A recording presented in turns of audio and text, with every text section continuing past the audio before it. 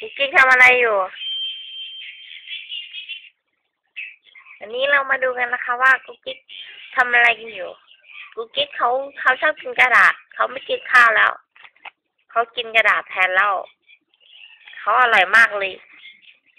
อร่อยไหมกุ๊กกิ๊กอร่อยไหม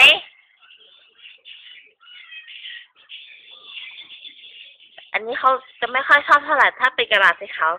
แต่แต่ถ้าเป็นกระดาษอย่างนี้ล่ะเขาจะกินไหมเนี่ยเขาไปไหนแล้ว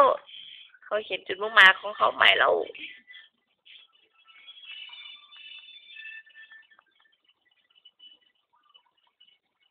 เขาไปไหนมาดูกุ๊กกิ๊กเรียกเขามาเขาจะมาไหมกุ๊กกิ๊กกุ๊กกิ๊กกุ๊กกิ๊กมาเร็วไปทำไม